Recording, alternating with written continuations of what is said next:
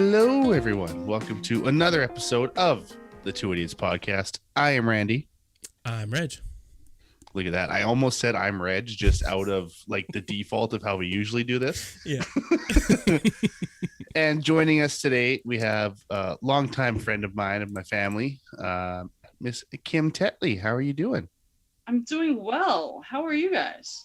Good. Doing good. You are easily my favorite Kiwi I've ever met. You are also the only Kiwi I've ever met. I'll take it. Are you heiress to the Tetley tea fortune? Oh, don't I wish? Could you imagine that? If only, eh? If only. All the Tetley beer. Like, there's beer in the UK, right? So Really? Or yeah, Oh. it's actually, I don't know. Jane loves it. I think it tastes like. Well, it's British, so you never know what you're gonna get. It's probably just blood pudding beer. Yeah, Very you know true. what? Remember, yeah, it could be. Yeah. Yuck. Well, welcome we'll here. start this off. I know Reg is now wanting to do this thing where we start by asking, what is your favorite movie Yeah. and why? Oh, my favorite movie is Alien. Good choice. Yeah. I love it, and why? I Sigourney love. Weaver? Yeah, well, yeah, that goes without saying, right? Super strong female lead. The fact that she just kicks absolute butt no matter where she goes and doesn't worry about anything. And I don't know, it came out around the same time as I was born, so I didn't watch it till I was, till it was a good 10, 15 years old. So it kind of kept its, classicness kind of thing. But yeah, Right. Alien is easy my favorite movie. Next, after that would be like Silence of the Lambs. I don't think because Another good choice. Yeah. I'm not sure if I've ever actually even watched Silence of the Lambs. what? Yeah. I Should watch remember, I think I was just reading, I think Anthony Hopkins is in that for a total of like 16 minutes and he got the best actor Oscar for it. He did very well. That's Unreal. powerful. It is That's powerful. powerful. I mean, but the only negative about Silence of the Lambs is how they portrayed, which is funny considering I bring it up considering our topic today. How they portrayed the trans community. It was not okay. Right. Ooh, Right. Describe that to me. Since I've never watched it, I kind of understand the basic idea of what Silence of the Lambs was, but I never knew that there was even a trans aspect to it. So please. Oh yeah. So what the villain in the movie, for lack of a better term, is Buffalo Bill, and he was known as, well, in the movie he's known as a transsexual, dresses up as women, and the whole gist of it is the fact that he wants to build a human suit of women. Mhm. Kind of thing. So he's essentially skinning everybody alive kind of idea. So really, like the gist of it was that transsexual and transgender individuals and stuff like that were made to seem as villains kind of thing. So it was just looking back on it now, like you look at every single movie, right, and you can find the worst in everything. Yeah. With some of the older movies kind of thing. Right. But that was particularly, it's something that you look back and go, you know what, I never thought of it like that. I just looked at it as a movie. But now thinking back on it, it's like, they most definitely could have done that a lot better. Right, the new TV series Clarice actually addresses that, which I thought was really well done. Oh, that's good. Yeah. Well, just like Ace Ventura, they would get in so much trouble now. Yeah. Right. Yeah, it's like, especially when he's, what is it now, when she admits to being a guy and then all the policemen just like spit or like they throw up or whatever, and they or all the whoever. Yeah. Yeah. Now it's just like not even. No. It's Yeah. not cool. It's not cool. No. Precisely.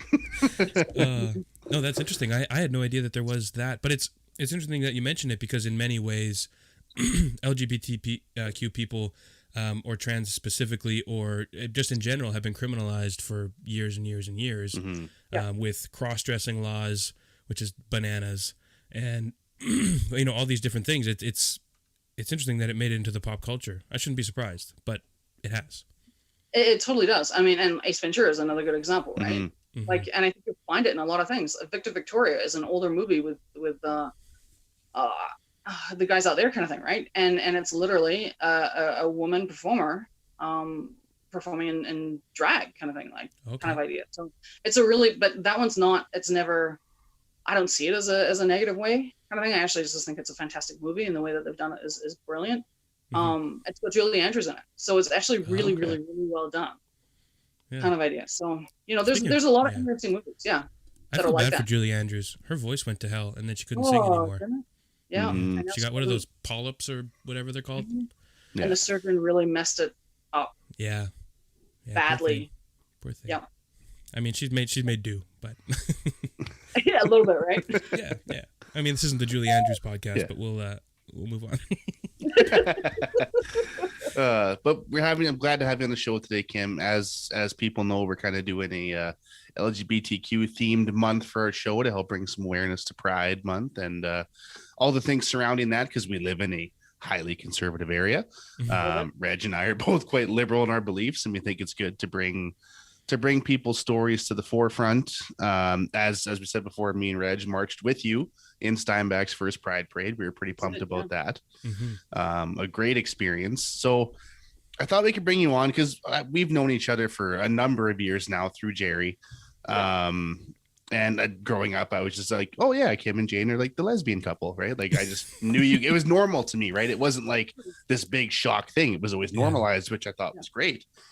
But I'd just like to hear kind of about your life. I mean, you're from New Zealand, so why don't we start there? What's life like over there? I really only know it for like Keith Urban, and Lord of the Rings was filmed there. Isn't Keith Urban Australian? I think he's from New Zealand. Is he Australian? I thought he was from New Zealand. Don't lie to me. No way, because no way. I'm finding it out right now. I think, isn't he? I could have sworn he's from Australia. I don't know. And if he's not, can't have him, I guess. We're gonna find out right now.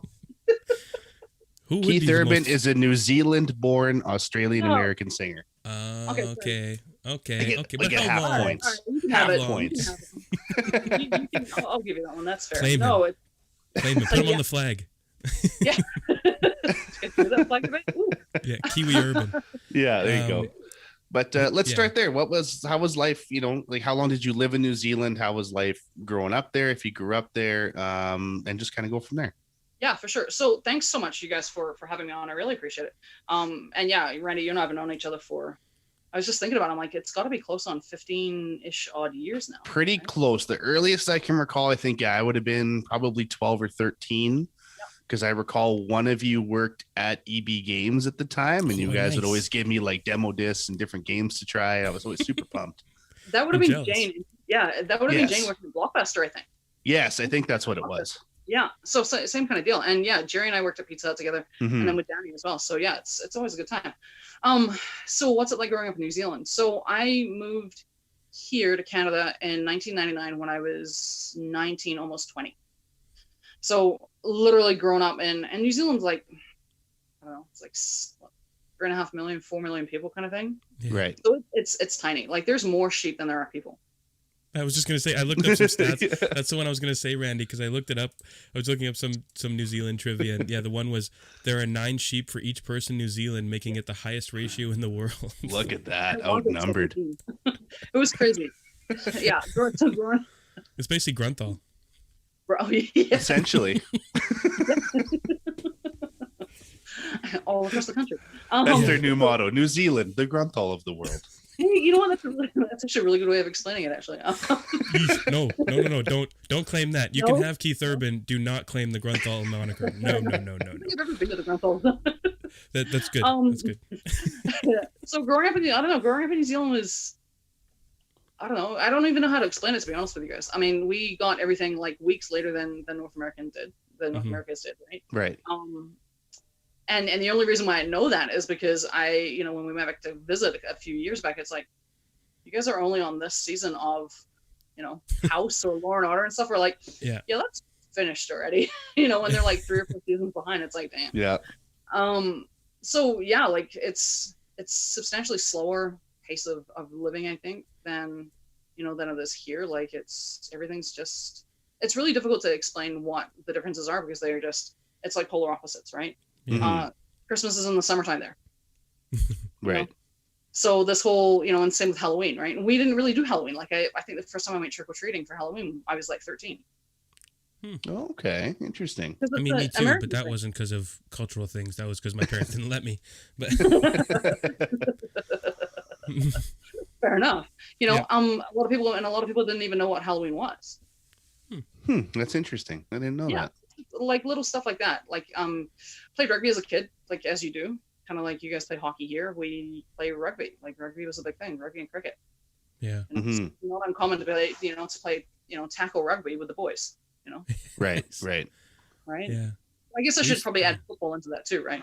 Yeah. Well, we used to play rugby as kids in, probably elementary school, but we didn't know what rugby was. It was just pick up the ball and run with it, and you just truck your friends. Yeah, hope for the best. And then we told everybody, like we didn't know the kicking rules. We just called it rugby. It was just running around with the ball and tackling each other. But we'd always tell kids as they showed up, like, yeah, you can play, but if you get hurt, you were not playing with us. You don't tell the teacher because you weren't allowed to. We weren't no contact, but it was just you were supposed to just be playing soccer, and we were just just freight training each other. But anyway, so we didn't have legit stuff like that. But there's actually a movement apparently online to make a joint Canada-New Zealand country because apparently we're so similar. Really? New Xanada. New Xanada. This was from 2017. I just saw it, but apparently there's Reddit threads and Facebook pages and Twitter accounts and basically in a BuzzFeed Australia article which fantasized the joining of the two countries forever in their noisy neighbors' shadows, Canada and New Zealand have decided to form the proud nation of New Xanada.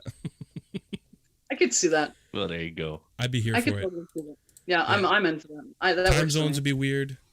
Trade would be kind of odd, but we can make it work.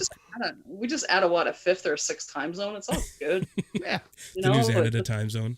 Exactly. What's one more? Who cares? Yeah. Yeah. Exactly it. What brought you over to Canada? I met my amazing wife Jane. You guys have met her online back in 1998, actually. Wow, online. Online, yes, in the chat room before it was creepy. Well before it turned into creepy and sketchy and catfishing and stuff like that, right? Yeah. Her and I met in a Melissa Etheridge chat room. Very nice, very nice. But you do what you do, kind of thing. Yeah. Gotta love it, right? Birds of a feather, right? Know it. And we started chatting for like a year, and I came over, and the deal was that the ticket was open. Like Jane bought my plane ticket over. Mm-hmm.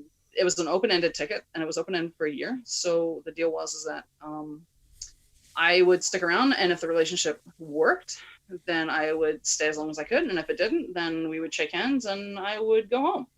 Oh, sorry to interrupt. That was a great story, but I forgot to record the video, so we're going to record the Recording in progress. There we go. Anyway, continue. So moved over with, to come over and live with Jane and stuff like that. And, the rest is history. Right. Nice. And that's a big leap. Like Darius and I met online as well. And we were only 3 hours apart. So I thought like her coming to stay in a hotel in Steinbach, not knowing me ever, like that's pretty ballsy. But for you to fly, across the world, right, and come and stay just on kind of like a whim and a hope that this is going to work out is pretty crazy. I want to hear both of your perspectives of that because I met Kat in high school, so I met her in person and that was whatever, that's fine. But I'm curious, both Randy's perspective and yours, Kim's, kind of what you're walking into the room to meet this person that you've only ever spoken to online, super nervous, kind of what was that like? Let's start with Kim. So it's a funny story because Jane met me at the airport. And we had chatted online, we chatted on the phone and stuff. And you got to remember, like 1999, that was like I see you and powwow was the only voice thing. There was no Zoom. There was most definitely no video, anything, right? Yeah. Yeah. I was using an Amiga 500 to talk. I don't know what that means. Cool. Like they were old computers. Like back in the day of like dial-up computers where everything, you can use the phone or anything, right? Mm-hmm. At the same time because it would just give you that, So Vancouver airport and like the international, arrivals kind of thing, I'm walking through and Jane's like, yeah, I'm going to be wearing the exact same thing as what I was wearing in the picture that I sent you. Mm-hmm. Fantastic. So I'm expecting, a woman wearing, a particular color, shirt, pants, and with glasses. Okay. So I'm like, cool, blonde with glasses. Got it. So I walk and I walk in there and I can't find her. And so I walk right past her. Because she had taken her glasses off. There you go. That was the whole key. Yeah. It was the key. I was looking for somebody wearing that and glasses. And I looked at her and I'm like, you look familiar, but you're not wearing glasses, so it can't be you. So I walk right past her and the next thing I tap on the shoulder, she's like, hi. And I'm like, oh my God, it was you. And thus, no one knows why Superman is Clark Kent and vice versa. It's all in glasses. Zoe Deschanel. It's the Zoe Deschanel effect. Yeah. It is 100% glasses, right? So, Mm-hmm. I don't know. I like that story because it's funny. Like, and it's, it's the typical what happens when you meet somebody that you've only ever met online, that you've only ever chatted to online. Yeah. Of course. So, I don't know. It was terrifying, to be honest with you. Like, I just come off a ridiculously long flight. Yeah. And in a country that I had no idea about at all, aside from the fact that I'd heard it gotten cold. I hear it gets cold in the winter. Jane's That's like, usually yeah. what everybody says. Yeah. Just a little. Just a little bit, right? Did I think it was going to get that cold in the winter? No. Nobody did.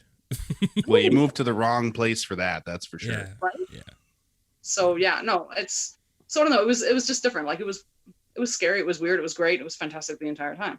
Mm-hmm. So yeah, what was it like for you, Randy? Like, was it weird? Very much the same. Like, it was a little different just because she was coming here. So I kind of have the other side of it where, like, I'm in my hometown, I'm in my comfort zone, but until you walk through the door or you're coming down the stairs at the airport, you don't know for sure. Yeah. Because people can send all the pictures they want. There's, even when me and Darius first started talking, there wasn't really video messaging as prominent at that point. So you've heard their voice, like you said, you've seen the pictures, but you just don't know until you finally open the door and it's like, oh, okay, holy shit, like you are you.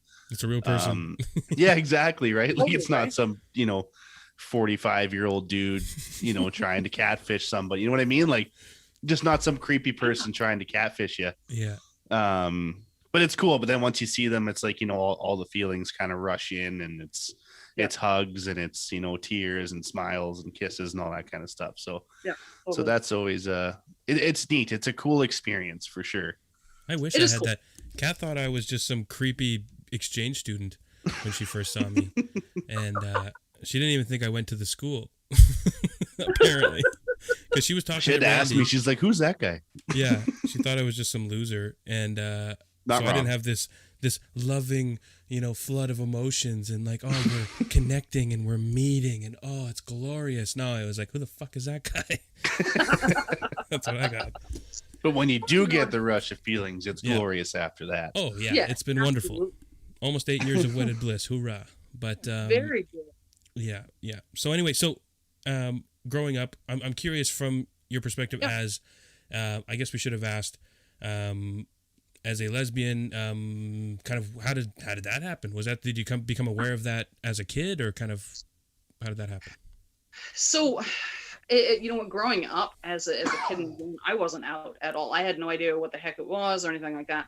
But it was always one of those things where it was like, okay, so my friends are going boy crazy and I don't really care. Mm-hmm. Right.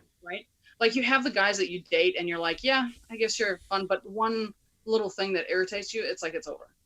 Right. Right. You're looking for the way out. Yeah, totally. But as a kid, you don't realize that that's what you're doing, right? Mm-hmm. Sure. And then it's like, okay, so, female teachers that I had, it's just like, I'd always want to like talk to them a lot more, and other female, like older women. I'd always want to talk to them a lot more, and it's just like, hey, why is that? Why am I not interested in the guy that's giving you attention, and you're just like, no, I want to talk to that chick over there, kind of thing, right? So, and then it wasn't until like talking to some friends and stuff online, and talking to my friends itself, it was just like, maybe there's a word for that. Right. Yeah. Maybe there's a word for that. And in New Zealand, like, especially back then, it was not spoken about. It's a very conservative Christian-y type place, is it not? Or it was? Almost, yeah, or at least it was back when I was growing up. Kind of thing. Maybe not so much Christian-y type. It was just one of those. It just wasn't talked about. Like, it was just, it was very heteronormative. Like, everything, everybody was paired up. I mean, I think like, you guys call it what do you guys call it? A prom, right here? Yeah. Like senior prom, right? Yeah. And prom, grad, grad, exactly. We call it a ball in New Zealand, and I know that there was a female couple that wanted to, a chick wanted to take her girlfriend to the prom, and they weren't allowed to. Right. And that was back in the day, so it kind of gives you the impression. It definitely signals to you, okay, this is not something that is accepted. This is not something that is even spoken about, kind of thing. So it was very much not even talked about, right? So I literally, I came out to my friends and stuff probably after I graduated high school. So looking at like 17, 18, right. And then moved to Canada when I was 19. So it was just, it's one of those super quick things. I mean, my parents figured it out themselves. They kind of did the whole, honestly, we were just looking for laundry and we found something that we probably shouldn't have read. And sure. Yeah. Your diary just fell open in front of me and I couldn't help but read it. I had to read it. And I had a bunch of pen pals and stuff like that, right? That I could confide in and talk to and stuff. And then it was literally, mom and dad sits you down and goes, something you want to tell us. And it's like, well, apparently you already know. So why don't you just tell me, kind of idea, right? Right. And it was always, well, is it a phase? Okay. Are you gonna grow out of it? Yeah. Are you gonna grow out of it? Did somebody do something to you? Oh, that's interesting. Yeah, I didn't think of that as a question. Yeah. Not a take you often hear, I think of. Yeah. Yeah. Like, did something happen? Did somebody do something to you that maybe flipped you from, it's like, no, and I think I remember literally saying to my mom, listen, you know what? You may not agree with it. You may not like it, but you have to love me for it anyway. Mm-hmm.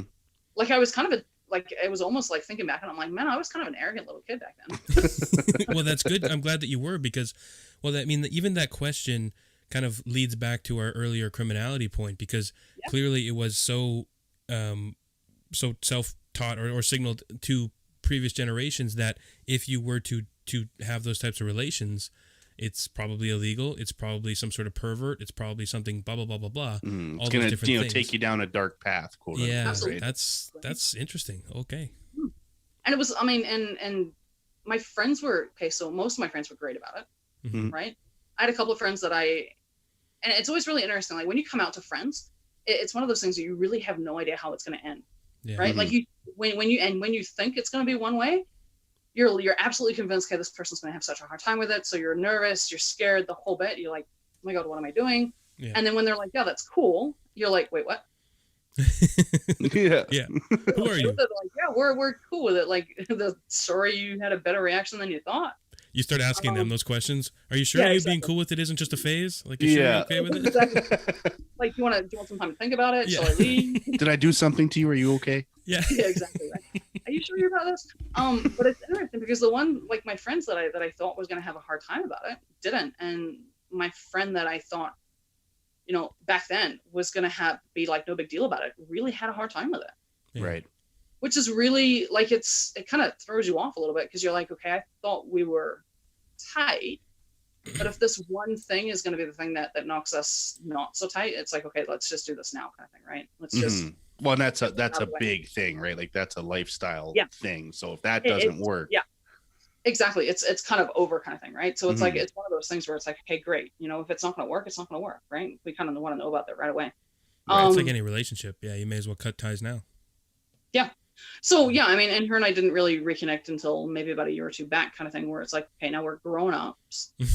Now she's got gay friends too, and I've realized that maybe she might have reacted a little bit differently. That kind of shows how long it can take for change to happen, right? Because we're even now, like Steinbach's first Pride Parade was 2016, and it's moving. And in general, I think there's some momentum, but for that to be your friend or your ex-friend had to take 20 years to come to grips with it, because now she has, or he or she, whatever, has gay friends now. That's a positive movement, but that took a long time. A heck of a long time. And you got to remember, like, I've been in Canada the entire time. Yeah. Right. It's like I'm, completely out, like, work, not like I'm out at work, I'm out everywhere, and so is Jane. Like, it's not a big deal. We got married. Yeah. I guess you couldn't have in New Zealand at the time, hey? No, not at the time, not at all. Huh. Actually, it's funny. I still have. Was it a CD or a DVD you guys gave out from your wedding? We made CDs of music. Yeah. Yeah, I still have it packed away in the house here in one of my boxes. Oh, that's amazing. I came across the other day. I was like, oh yeah, I remember this now. Yeah, it was awesome. Like, we got married in a cute little restaurant. Okay. With some phenomenal neon green colors you were rocking. Yes, my favorite color is neon green. Yeah, we literally look like gangsta. No, yeah, gangsta. We're pimped out, man. It was great. Like, it was like Jamie wore tux and I wore a suit and tie. Like, it was perfect. That's excellent. Great. Even at the beginning of your guys' relationship, when you started talking, did you come out and say like, hey, this is who I am right away? Or did it develop with the talking, maybe the friendship first, and then you sort of came out along that? How did that go? So being the fact that we were like with Jane and I, you're talking about? Yeah.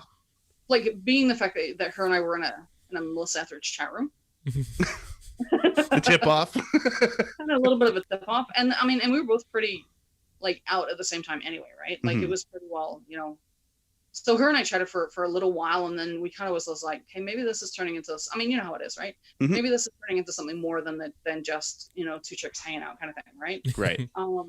And then it was one of those, so, are you interested in getting together kind of thing? So yeah, I mean, it was really organic the way that it just kind of happened and worked and stuff. So, well, it was really, that's good. As someone so then you came to Canada and you've been open and out kind of the entire time. What was it like being, because Canada is seen globally as this progressive, rah, we love people. And in many ways it's not, but overall that's sort of our thing. In 1999 or whatever year that was, what was the reaction to you and Jane then, and kind of how is it now? Oh, well, night and day. So back in 99 and even like, 2000, like the early 2000s kind of thing, like Jane and I because I was a visitor for the first little while and then I became a landed immigrant. And part of the thing back then was you kind of had to prove that you had ties here, right? Right. So we wanted to make sure that we had everything hooked in together. So this would have been before, like Randy, we'd even met. Like this is way back in the day, right? So we'd set it up so that my name was on everything. We'd gotten the joint bank account together. We had tried to buy a house together, and we went to a bank, which shall not be named, at the time.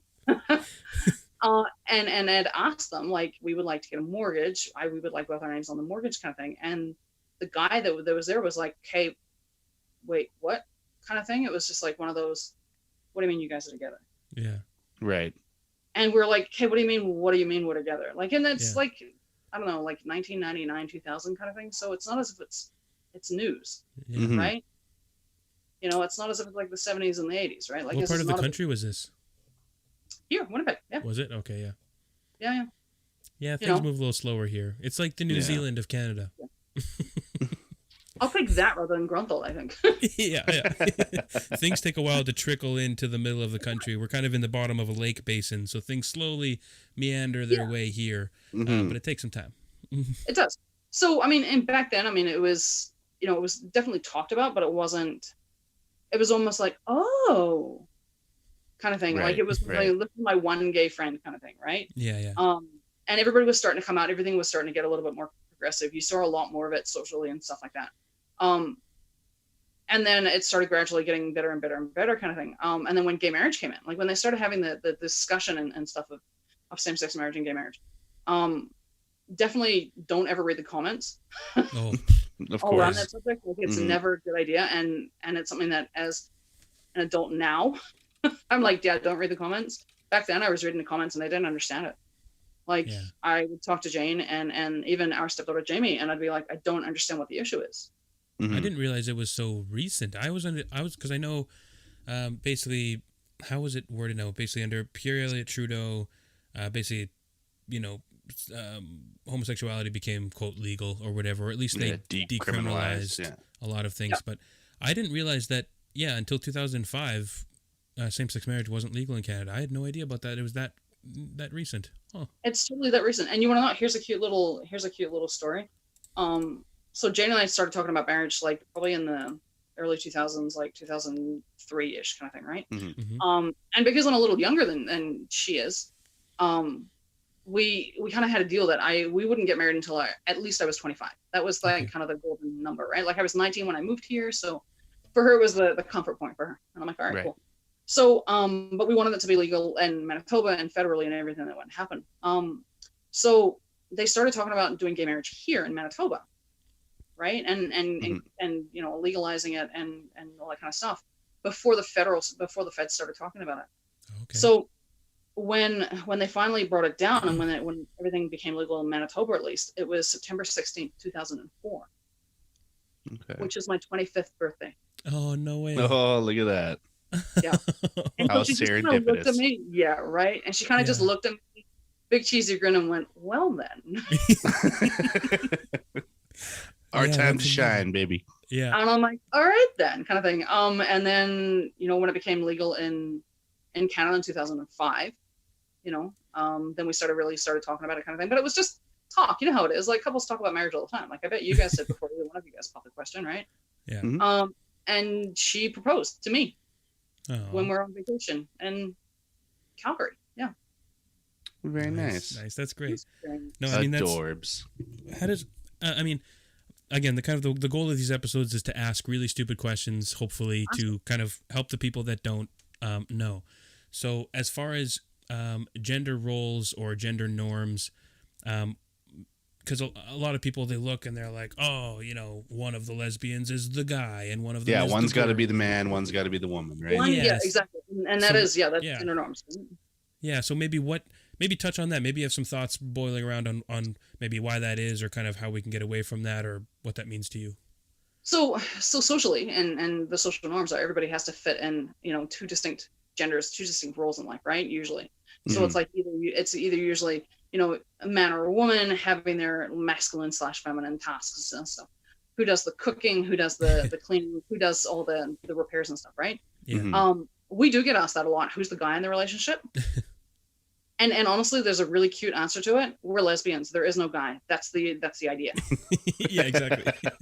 It's so easy. Right? It shouldn't be that. Everything's so much less complicated that way. It's so much less complicated. Yeah. Who wants to cook tonight? Flip a coin. Like it's Jane's time to cook tonight, right? I can't tell you why that is, because I don't quite understand it. I honestly think it's just like, it could be upbringing, it could be just socially, like the social aspects of it all. Religious. Yeah. That might religious aspects, cultural aspects, the whole bit, right? Like, I think it takes a long time to change people's mindsets and how they feel about different things, and gender and sexuality and stuff like that are going to be the ones that take the longest, because it's the most ingrained in everybody, right? Yeah. Like, you can't do that 100%. for girls, right? Yeah. We have a grandson, Gabriel, and he's learning now that it's okay if he wants to grow his hair long. Sure. Right. Yeah. Because he goes, wait, don't only girls have long hair? And I'm like, no. Yeah. I said, just go take a peek at Nana and Jane's Nana. And Jane has short hair, and he goes, oh, okay. Mm-hmm. Kind of thing. So he's trying to understand it and get the whole gender roles and stuff, and, you know, and working and stuff like that. I think when it comes down to it, people are so ingrained in one way of thinking that it's going to take a long time to kind of get everybody out of it. And I think it's uncomfortable for some people. Mm-hmm. Oh, lots of people. Yeah. And that's the biggest issue, is people don't want to be pushed out of that comfort zone. They don't They're in a want to be box. challenged. Exactly. They're in, because social norms require you to be in a box. Yeah. Right. And if you don't fit into a box, then why, kind of thing. So, because then now you're worried, if I don't fit in this particular kind of box, then what is everybody else going to think of me? Yeah. Oh, that's exactly it. It's all about projecting outward and being like, if I do this thing or think this thing or read this thing, then does that make me this whatever title thing? And we're so fucking scared to be called something that might not be socially acceptable or something. I don't know. It's difficult. Agreed. It's totally, it is a massive challenge. Probably and it happens for everything, right? Like, you move to a new job, same kind of thing, right? Yeah. Schools are just, I think schools are probably the worst thing when it comes to this kind of stuff, because I would say they are the epitome of it, for sure. Yeah. right? It's like, you like something that's different than everybody else, or if you look a little different than everybody else, it's just like, what are people going to think of me? Are they going to think this way or that way or whatever, right? So yeah, for sure. Like, it's, I don't know. Yeah. I spent my whole life like that, because I mean, we grew up fairly poor, and it was always, I was striving to be the quote, to be cool or to be accepted or to be whatever I needed to be included in these cliques all over the place, right? And it's as an adult, I've kind of over the last several years really been like, fuck, who cares? Like, I am who I am, and if you don't like it, great. So even my Facebook, I share a lot of things that I may not have shared in the past, or really leaning into the regness or whatever. And even in the show, like, we talk a lot about how Randy cries, and I make fun of him, but I think it's important that we talk about that guys can openly weep just like anybody else can. And why is that a problem, right? 100%. Why not? Yeah, exactly. I mean, Like, I don't, seriously, but and are you, and I guess the leading into that kind of thing, right, is like, okay, so if you are not afraid to share your emotional side, which I think is important, right, for men and women and anybody in between, or however you identify gender wise, like, does that make you any less than who you are, or are you just a self-centered individual, or exactly, you just you're holding yourself to the standards, the societal norms of which you have been placed. So if you are, say, an effeminate man and then you decide to cry, now you're worried you're not, quote, man enough or masculine enough, which is bullshit. Because if you could just be a person that cries a lot, regardless of what gender you are. Yeah. Why does it matter? It doesn't matter. Yeah. And quite frankly, who sets these norms for us? Exactly. No, there are no rules. Like, if you think about it, right? Like, who sets these rules? It's social constructs. Basically everything. That's kind of, again, the point is that most gender, sexuality, relationships, norms, it's all on a spectrum. It's all a construct in most ways. And just live whatever makes you happy. Like it, and why does it matter to you how someone else lives? Precisely. Why does it matter? If it's two consenting adults or multiple consenting adults, however you want to word it, what does it matter? If you're not hurting anybody, have at her. Exactly. Right. Seems pretty simple. Yeah, exactly. If they're adults and nobody's hurting each other, like, what's the issue here? Like, really? Exactly. Unless, of course, there's, I mean, when you start talking about legal terms and stuff like that, everything gets a little bit messy. Of course. Considering way back in the 60s, right? But it's, I don't know, it's those are really, they're really good questions and they're really hard to answer. Yeah. But that doesn't mean we shouldn't try. That's the thing. People are like, oh, well, it doesn't make any sense. So then you just throw it in this box that says, this is stupid, and I'm not going to look at that anymore. Yeah. And then nothing gets talked about ever. Yeah. Or it's a matter of, if they want to put it into a box of it's yes or no. Yeah. And it's almost never yes or no. There has to be a middle ground. It's great, right? Like, I'm under the firm belief personally that sexuality and gender is just fluid. I think at the end of the day, you are just you, whether it means that you enjoy wearing, a suit and a tie when, you're going to dinner with a family or not, right? Or, a delightful little pink dress. Like, I think, like, if there was a way of getting rid of all these social contracts and getting rid of all these boxes and everything like that, then everybody would be a hell of a lot happier. Like, we would. Who gives you monkeys? It really doesn't make any sense. And try as we will, trying to teach our kids and the next generations to be more open. It's just, I think it's working. I don't know for sure, but I feel like it's slowly getting there. But there's still, I mean, it'll take time. It'll take time for sure. Like, I look back on my upbringing very fondly in that, like, I was never shown that, like, this is a bad thing. Like, even meeting you and Jane, right? It was always like, they're together. They're a happy couple. They're awesome people. They love video games. So they were good in my book. Yeah. And it was just like, like they're cool people. It was never, my parents always raised me that I don't care if you're white, black, Asian, straight, queer, trans, whatever you are, as long as you're a nice person, like, you're a person. Like, you matter, you're valid, and there's no point in being discriminatory towards these people, right? And I'm very glad that my parents brought me up like that, because you see a lot of kids now who, they'll give sideways glances to some people because their parents do the same thing, and it just keeps getting perpetuated. Of course. It's all learned behavior, right? Oh, yeah. All that stuff is learned behavior. Like racism. Yeah, absolutely. Racism, sexism, the whole bit, it's all learned. Like, you don't just grow up one day and, like, wake up one day and go, okay, you know what? I think I'm going to be a homophobic idiot today. It's like, no, you've learned that somehow, some way, whether it be from your upbringing, whether it be from the stuff that you're reading online. Yeah. Because now there's absolutely no filter online. I mean, Twitter is just, and the same thing as Facebook.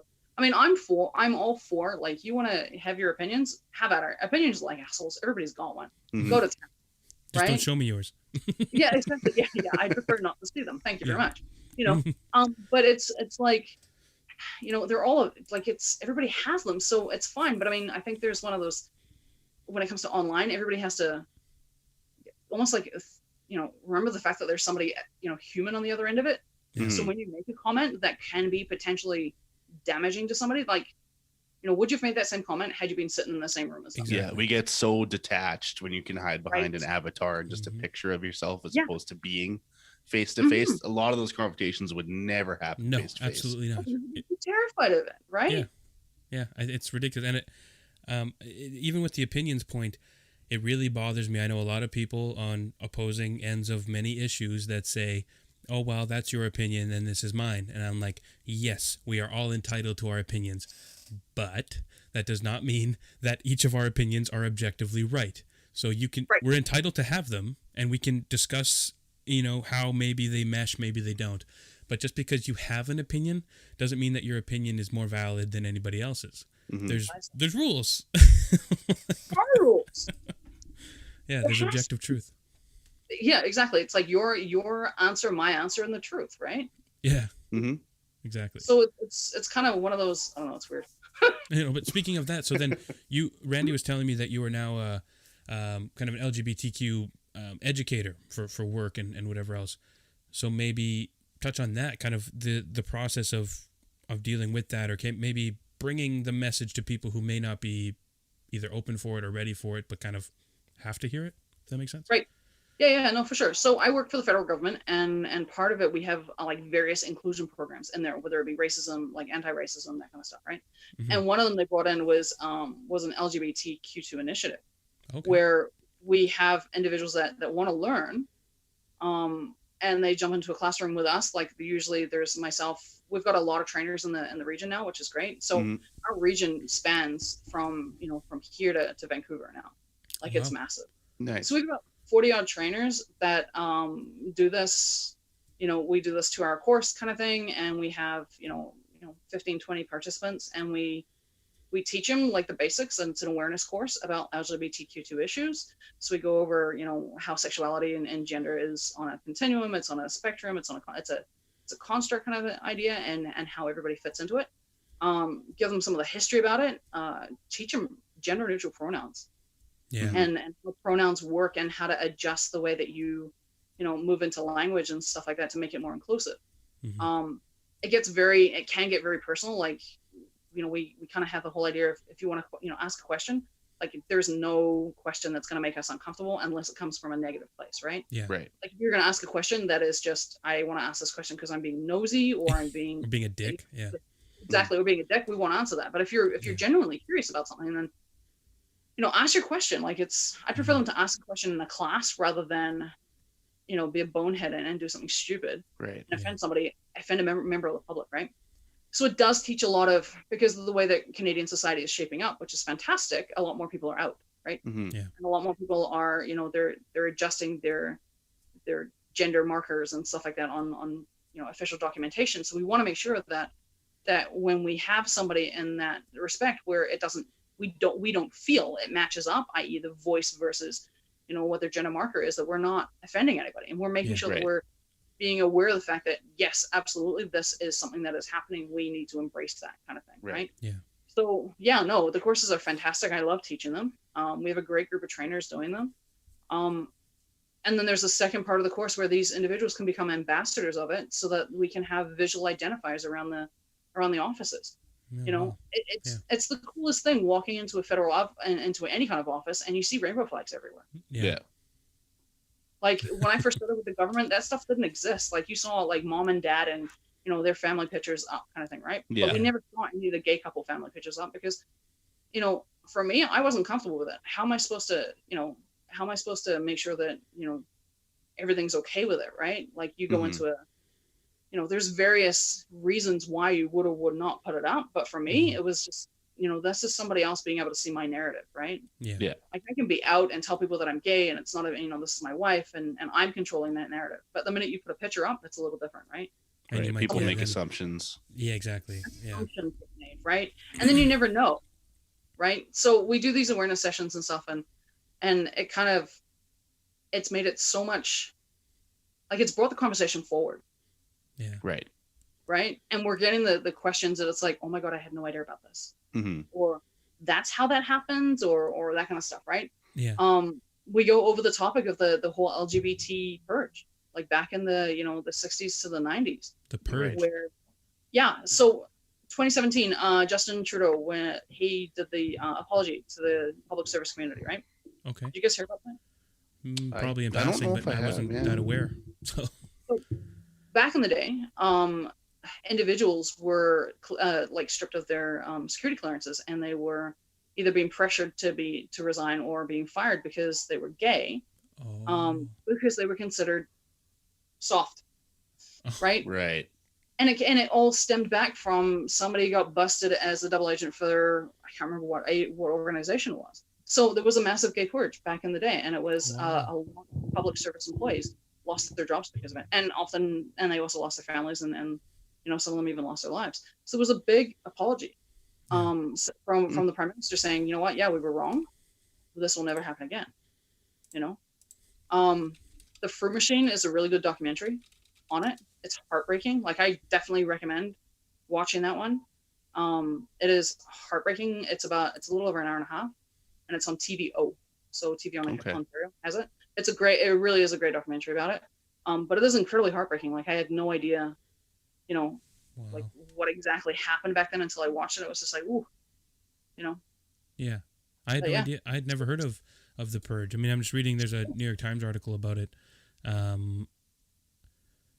That it continued until 1992. That was a quarter century after Pierre Elliott Trudeau. Then the Justice Minister declared that there's no place for the state in the bedrooms of the nation, as he introduced legislation repealing the homosexuality ban.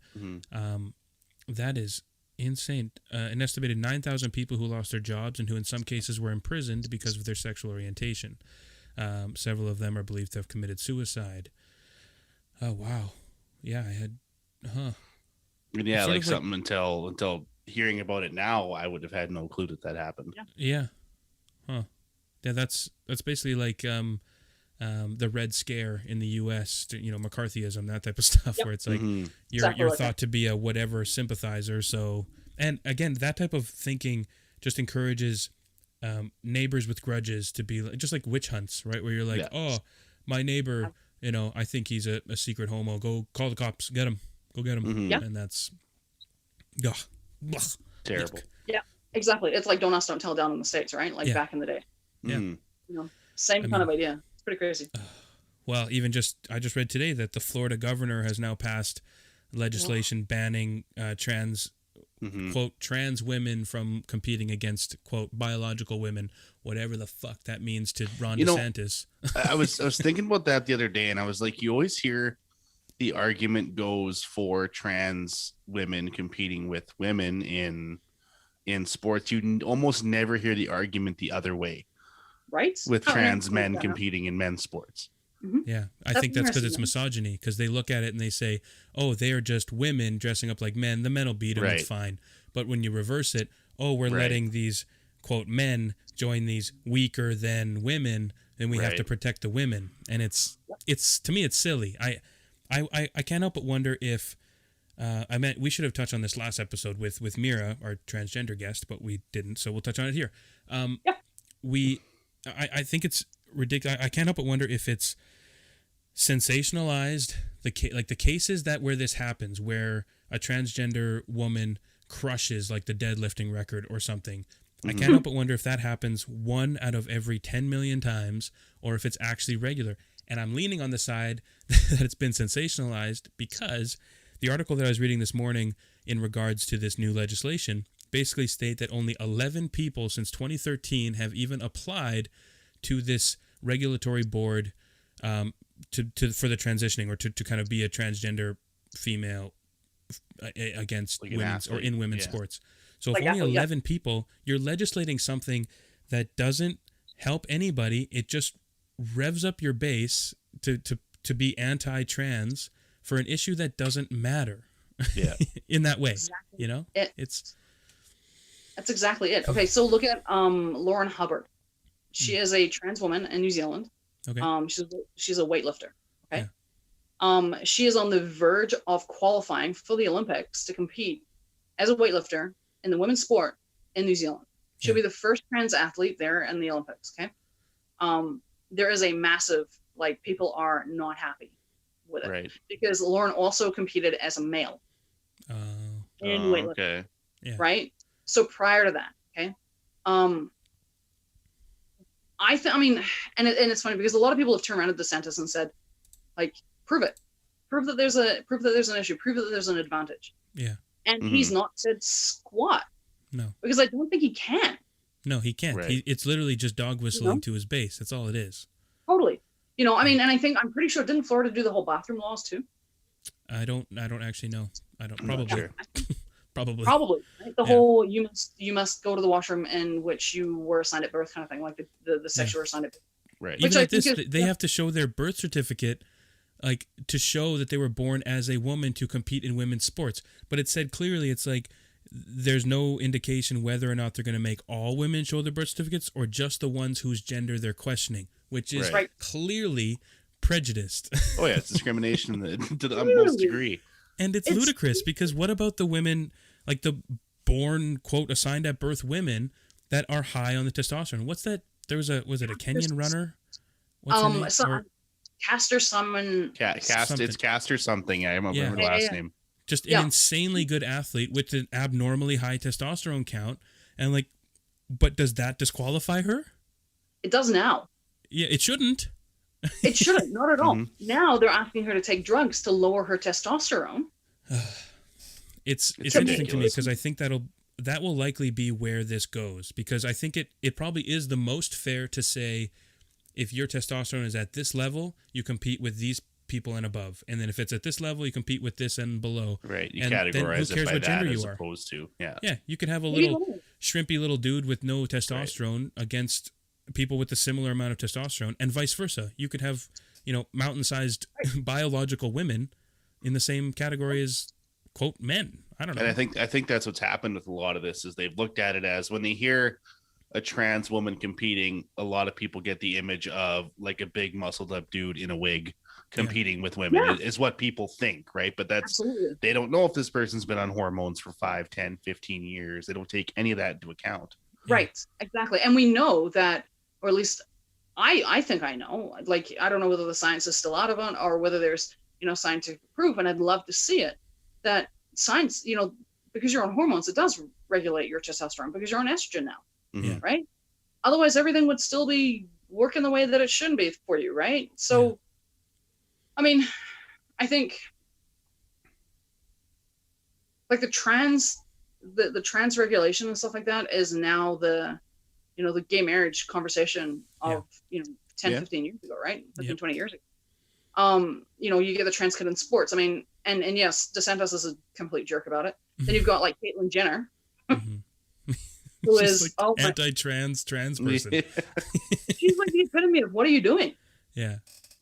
It's just like, the trans community and the queer community needs, we do need a representative in the U.S. government like that. But Caitlyn Jenner is 100% not it. No, not at all. It's like, what are you doing kind of thing. I know that they're doing that in rugby. Like World Rugby has turned and said, no, trans women can't compete with trans women. And I'm with cisgender women. And I'm like, that's really too bad because I love playing rugby, but I can't get behind that because if you want to play rugby, I don't care. Yeah. Just if you can play it, then play it. Just like actually just yesterday or Friday, the first woman or the first girl was drafted into the OHL, which is incredible. It's amazing. If you can play, who cares what gender or what you have in your jock or what gender you are or how long your hair is or who you're married to? What does it matter? Yeah, like precisely. What does it matter? If you leave it, if you leave it open, even the NHL, which most people would say that the average, like you said, cisgendered woman couldn't compete, and that's might be fair. The average body structure, the average this, that, and the other. But if there was some that could, great.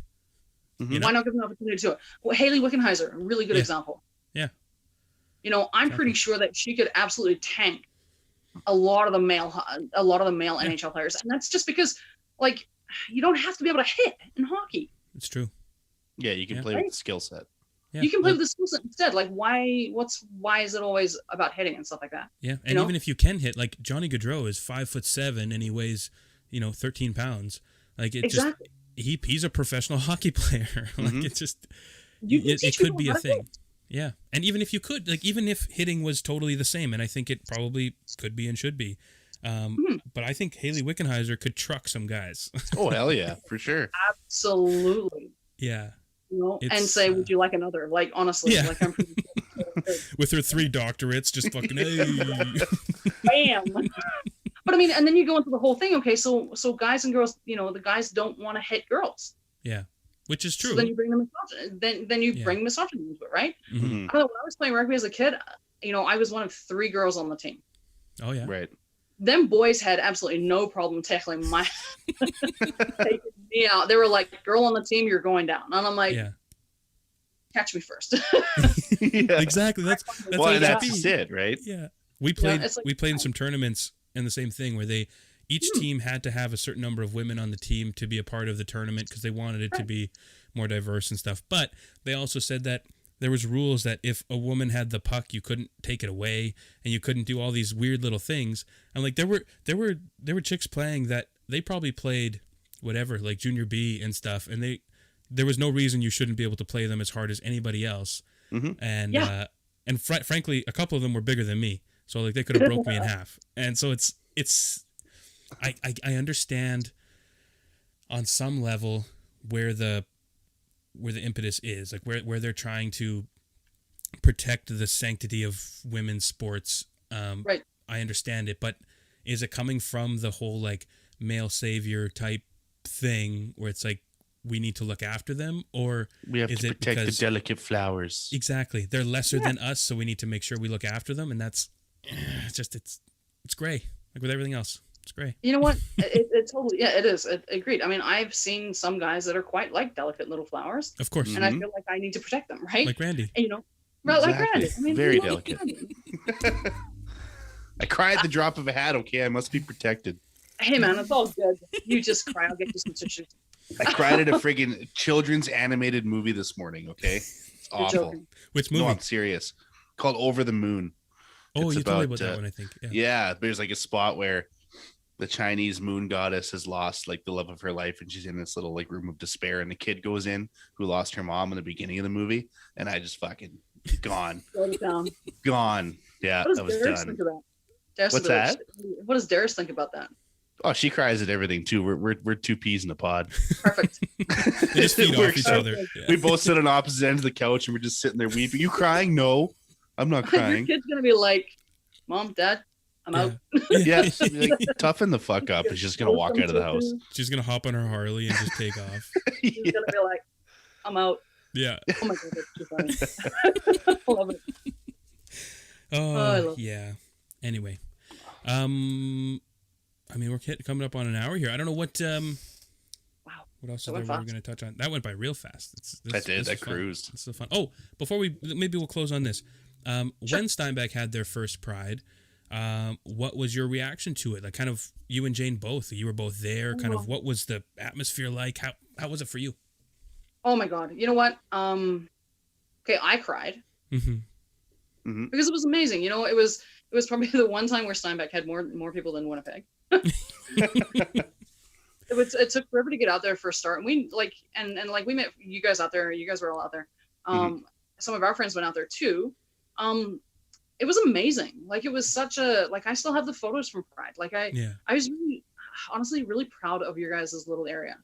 The fact that it was just like, F it, we're done. Like, we're not kowtowing to this bullshit anymore. We're going to be us. We're going to be proud. We're going to be out. We're going to do this down the center street. Like, screw it all, kind of thing. I remember people lining both sides, like looking at us like cattle. I loved it. Like, and they were just, they weren't really I didn't get the vibe that a lot of them were like, rooting for us or for the cause. But I think a lot of people were sort of like, what is this? Yeah, it wasn't hostile by any means, but you could tell it was uncomfortable for some people. Yeah. And you know what? I won't lie. I was kind of expecting it to be a little bit more hostile than what it was. I mean, same.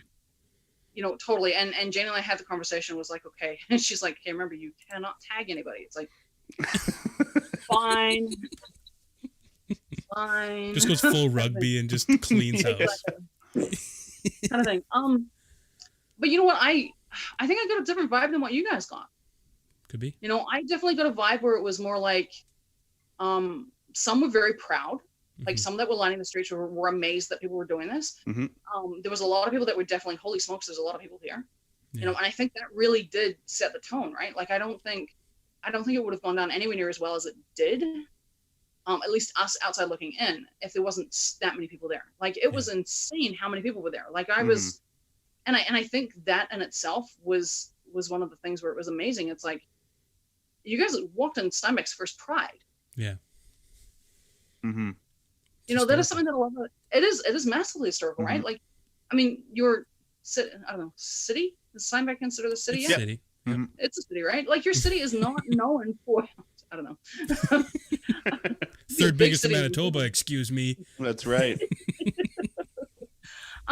Your city, it's definitely not known for its openly welcome sexual orientation capital of the world. Mm-hmm. Kind of thing. So the amount of people that came out and the fact that there was no, and well, at least I didn't see any incidents. There was no issues or anything like that. It was just amazing. You know. Yeah. So I thought it was. I loved it. We talk about it all the time when Steinbach comes up, and I'm like, oh, we went to the first Pride, and I show pictures of the fact that it was so many people and amazing. And it was moving, and it was very, very, very well done. Yeah. Mm-hmm. I remember waiting at the library, like kind of where everybody was assembled in the park, and just the jovial feeling going around the crowd was like electric. Well, and then they told us, everybody, hold on, we're gonna start marching, but there's a lineup all the way to St. Anne, so we need to wait for people to show up first. That in itself, like, it took us forever to get in there. Usually, it's like not very, it's a quick drive in, but there were lineups to get everywhere. Finding a parking spot was a gong show. Yeah, like, and it's Steinbach. Yeah. Well, I think they said they were expecting like 600, and it ended up being over 3,000 attended, I believe. Something wild like that. Yeah. It was wild. Mm-hmm. And I loved it because the community really did come out. Mm-hmm. Right. And it really did come alive. I mean, that is Pride itself. Like, it was very grassroots Pride, which is, you kind of miss that now. I mean, now Pride is incredibly commercialized. Yeah. Well, yeah. Oh, yeah. Like, 100%. I was telling someone recently that actually our last guest, Mirai, because when we made our post for her episode, I asked her, I was like, is the rainbow to its logo too much? And she's like, it's never too much. And I'm like, no, I get it, but like, I hate the fact that every business makes things rainbow. Right. And she's like, well, no, there's a difference, right? When you're promoting it, all the power to you, but when you're commercializing it, then that's cringy. I'm like, because you do see the memes going around now with like the 7 different company logos. It's like, oh, we gay this month. You know what I mean? And then and the next month it's gone, right? Yeah. Yep. And that's exactly what it is. It is like that, right? Yeah. And some countries, absolutely. Some companies, it is 100% like, ugh, yeah, what are you doing? Kind of thing. And then others not so much, right? So I don't know. Yeah, it's powerful. I mean, I remember being there as well, and we didn't know what to expect. Again, Randy and I were there together as 2 straight guys walking around, and it was amazing. And I remember the feeling, and that's, again, I know a lot of people that they hear the word Pride Parade and all they think about is half naked dudes walking down the street with streamers and flares and feathers and I can totally understand people being kind of put off by that, right? Where they're just, especially in areas that are already completely out and accepting, and it's just a party. And I want people to have parties just as much as anybody else, but I can understand why those types of people are like, can we just dial it down a little, in that? But in Steinbach's respect, in those types of places, I was really proud of the place, of the area to really create a beacon for the people in the community that need it, which there's a lot. Yeah. And that's what I was happy for. Matters. Exactly. Yeah. I think, like, representation to me, it matters everywhere. Mm-hmm. From whether it be inclusion in pride parades, whether it be inclusion in politics or in medical or in every single field, that inclusion and that representation needs to happen. Mm-hmm. Because when you've got kids, like, I mean, Randy, your little one, like, honestly, I mean, when she's growing up, I mean, this kind of stuff is just, it's going to be no big deal for her. And with with Gabriel, like, it's not a big deal for him. But when I was growing up, and even when you guys were growing up, there wasn't, that kind of stuff wasn't around. Like, the representation wasn't there. Mm-hmm. Right. Yeah. So, and when it's not there, it makes people wonder why. Yeah. Yeah. And especially if you're part of the community, it's like, why does that make me weird? Does that make me different? Does that make me wrong? Yeah. Right. 100%. And that kind of stuff is harmful. Oh, exactly. 100%. Right. Yeah. It's a harmful experience. So I think it's massive, and I'm so glad that you guys were there. And I'm so glad that that Steinbach did it. And I'm so glad it went off like so well. Yeah. I don't know if they, because apparently their social media hasn't posted anything since 2018. So I'm wondering if they just switched pages, and or if they're still hoping to do things. I don't know if the wind has gone out of the sails a little. I'm not sure. It might be one of those things where it's like, we did it. We'd like to do it again, but maybe it's not the right time, or maybe it's just challenging, or they can't get the permission to do it, right? Yeah, it could be too. Yeah. Stuff, right? That come into it, and then adding COVID. I mean, COVID's made everything. Yeah. A mess. Well, like anything in Steinbach, because I went to the BLM protest or BLM rally in Steinbach as well, and both in Winnipeg and in Steinbach, and even the Steinbach one, it's like it was a good showing. But at the same time, did you feel exposed? Like walking down Main Street, and they didn't close the streets. We just walked all the way down, crossed, and people were like waiting for traffic and stuff. And I'm like, guys, just cross. Make them wait 5 minutes. Yep. You're not going to ruin their day. And if they honk, wonderful. Give them a reason to acknowledge you're there.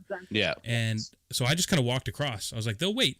You hit me, you get arrested. Let's just keep walking, right? So but then people kind of waited. So then one group ended up on the other side of the street, and the other. So they're being too respectful. And I'm like, I don't want to start any ruckus. But even when we were striking for work, you're allowed to block them for 5 minutes and let them go. You know, Yep. You don't have to do it all day. Yeah. So totally. it was interesting, especially as a straight white guy in a conservative town, surrounded by people of color, and that type of thing. It's a really sobering view to kind of earn that perspective, to be like, this is how it feels to stand out, and I never stand out. So it's powerful. Yeah. Exactly. This is how it feels to stick out like that. For sure. Yeah. Powerful stuff. Yeah. Anyway, let's dial it down here. Is there anything you want to plug, Kim, as far as maybe social media or websites or anything you want people to know about? Not really. Just like, I don't know, watch the Fruit Machine, watch the movies and stuff like that. Like really get some exposure to it all. I think that's pretty well my plug, I guess. Nice. But yeah. Keep it moving. Right. Yeah. Awesome. Well, thanks for joining us, Kim. This was a blast. We appreciate you coming on. It was awesome talking to you again. We'll have to catch up in person sometime soon whenever we can. Yes, absolutely. Let's do that for sure. Wonderful. Absolutely. All right, cool. Well, have a good day. Yeah, you too. Nice to meet you guys. Nice to see you guys. Thanks. Yeah. You met everybody else. Yeah, there you go. Except for you guys. All right, Kim. Say hi to Jane. Thanks. You bet. Bye. Bye.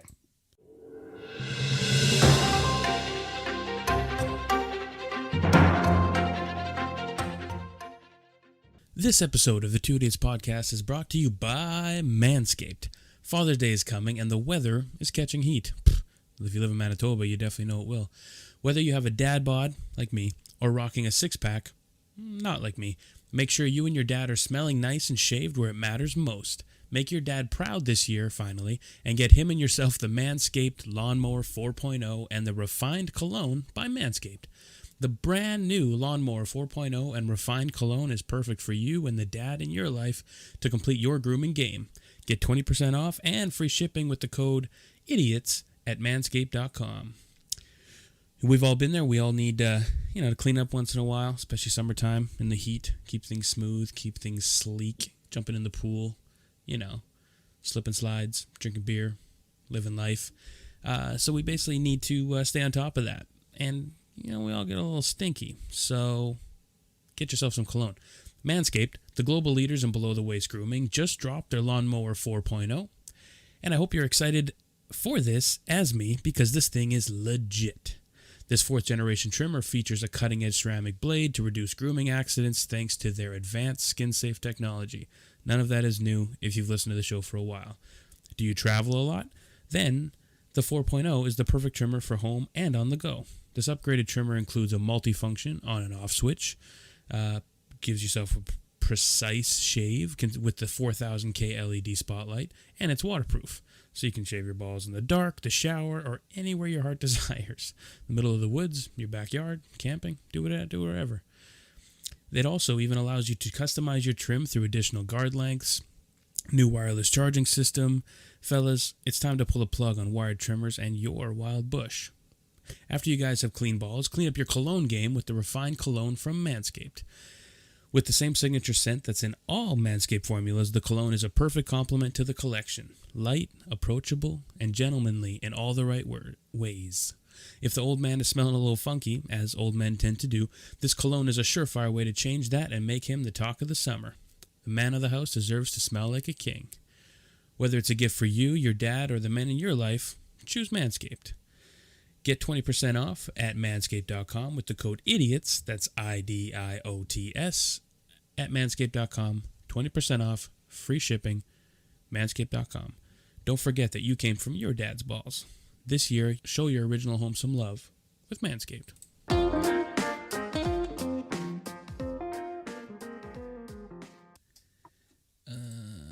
All right. So, thank you all for listening. That was, again, another great one. We touched on a lot of important things there from another perspective that Randy and I don't have. So precisely. No, I've known Kim for a lot of years, Kim and Jane, and they're awesome, like just salt of the earth people, shirt off their back. I've never met two friendlier people in my life.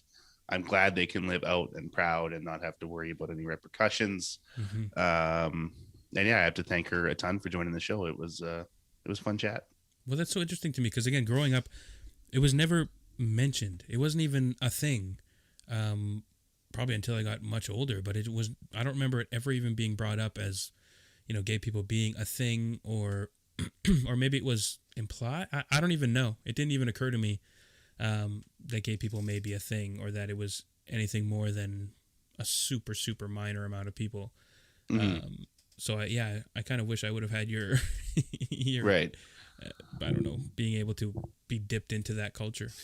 Yeah, it was just kind of nice. Like I said, I'm glad, my parents always raised me to just, be kind to people. It doesn't matter who they are, what they do. They all are people, and they have a right to live and a right to be happy. And ultimately that's what matters. And why should we try to impede that in any way? 100%. That's the goal of this. Like I didn't mention at the top, but like I said, we're two idiots trying to figure out the world one conversation at a time. And that's stuff like this. We have a good time. We joked around with Kim, and we have, we often have episodes where it's just dropping shit out of our ass, right? Like it doesn't, but at the same time, ask questions, learn stuff, And I think messy, like what she touched on earlier was, in her courses, just ask the questions and don't be afraid to ask the questions. I think that's what a lot of people get hung up on, is they just don't ask because they don't want to be chastised for like asking the wrong thing. Or they just assume it, right? Yeah, exactly. Yeah, I've been there. I mean, for a lot of things, you build it up in your head and you just don't mention it because for whatever reason, even if it's not even a conscious effort to say I'm worried about being judged for asking this, it's just as simple as you just don't ask it for whatever reason. Yeah. Anyway, so definitely if you want to ask us something, find us on social media. We are Two Idiots Podcast on Instagram and Facebook. We're Two Idiots Show on Twitter. And search for us on YouTube at Two Idiots Podcast. And I keep saying this, but eventually the episodes will continue to go up there. Eventually. Sooner or later. One day at a time. You can also find us by email at doubleidiotspodcast@gmail.com. And you can find us at patreon.com/Two Idiots Podcast. Throw a few little shekels our way if you're so inclined, and if you can. We have $3, $5, $7, and $10 levels there, all with their different perks. You get bonus content, entry into merch draws. There's all kinds of good stuff there for you people. Head on over there, check it out. And another way to support the show is go to manscaped.com and use the code IDIOTS at checkout. That is true. And speaking of our Patreon, we need to touch on the Idiot Hall of Fame. Hall of Fame. Members at the $7 tier and above are included in the Idiot Hall of Fame. They are ones that get a special shout out on every episode because they show us that little bit more love. So, on that note, we have Mr. Brian Moore. Brian. We also have Janet Gooden. Thank you very much for your support. We love you. Followed by Mrs. Danny Dewick, mother of the show, the woman who birthed Randy. Indeed. Well, I was removed. It was a C-section. I wasn't birthed. I was removed. Cut out like aliens. Yes, that's right. There you go. Boom. We also have a part of the Hall of Fame is Kayla Lundberg on behalf of her and Jordan Peters. Indeed. Yep. Yep. Followed by them, we have Sir Drew McDonald, the Big Drew. Big Drew McDonald, colonizer Drew. Settler. Yeah, who's left? I think we have, did we mention Mr. Mitchell Buck Pierce Buckers? We did not, Mr. Buck Pierce. Well, last but certainly not least, my friend. Thank you for the support. We much appreciate it. The Mitchell Buck Pierce Buckers. All right, folks, that's Idiot Hall of Fame. And, hit up Manscaped. We'll probably throw the ad in here somewhere towards the end. Yeah. I don't know. We'll see. And never hurts to reiterate, Reg. Nope, definitely not. And if you want to get some merch, teespring.com/stores/2-idiots-podcast and get yourself something nice like one of these. Hey, look at that. Hey, one of these. Yeah, get yourself something nice. All right, folks. Well, thank you for listening. Hope you're having a good Pride month, a good normal week, a good day, good month, good year. Indeed. Thank you for listening, and we love you. Bye.